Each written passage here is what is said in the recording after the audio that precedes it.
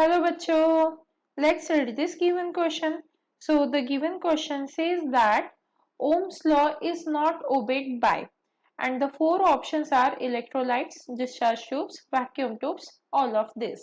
तो देखिए बच्चों, क्वेश्चन में हमें क्या बोला गया है कि जो ओम्स लॉ होता है वो दिए गए ऑप्शन में से ऐसा कौन सा ऑप्शन है जो फॉलो नहीं करता है।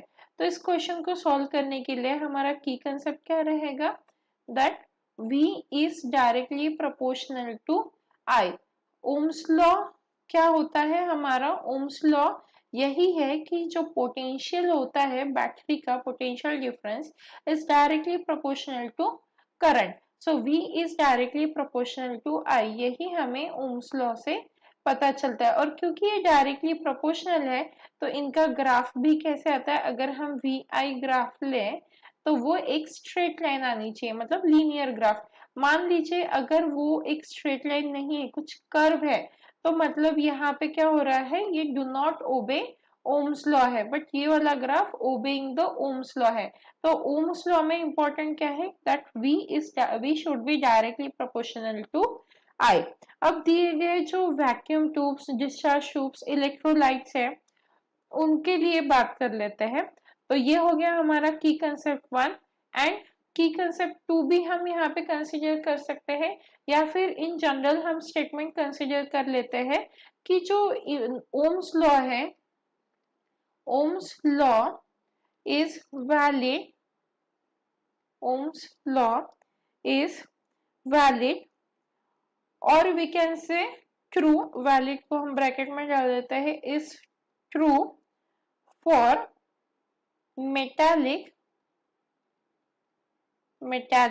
conductors only, metallic conductors only. इससे हमें क्या पता चलता है कि अगर कोई मेटल है तो ही हमारा जो ओम्स लॉ है वो वैलिड होता है या ट्रू होता है। अब बात करते हैं वैक्यूम ट्यूब की। वैक्यूम ट्यूब क्या है, एक नॉन लीनियर सर्किट है, मतलब यहाँ पे ओम्स लॉ तो फॉलो होगा ही नहीं। जैसे ऑप्शन सी में हमें वैक्यूम ट्यूब दिया हुआ है, तो वैक्यूम ट्यूब एक ऐसा है जो एक ऐसा सर्किट है जो कि नॉन लीनियर सर्किट है। तो वैक्यूम ट्यूब का क्या है कि वो नॉन लीनियर सर्किट है, इसीलिए वो ओम्स लॉ को फॉलो नहीं करेगा, मतलब हमारा ऑप्शन सी तो फॉलो नहीं कर रहा है ओम्स लॉ को।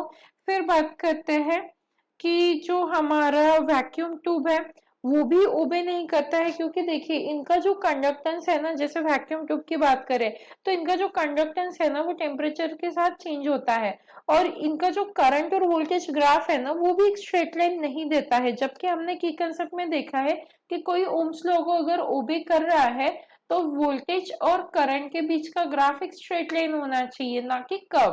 तो vacuum tube, discharge tube, electrolytes, एक तो first point they are not metallic conductor, second point कि वो नॉन लीनियर सर्किट्स हैं, उनका जो ग्राफ है बिटवीन करंट एंड वोल्टेज वो भी एक स्ट्रेट लाइन नहीं है।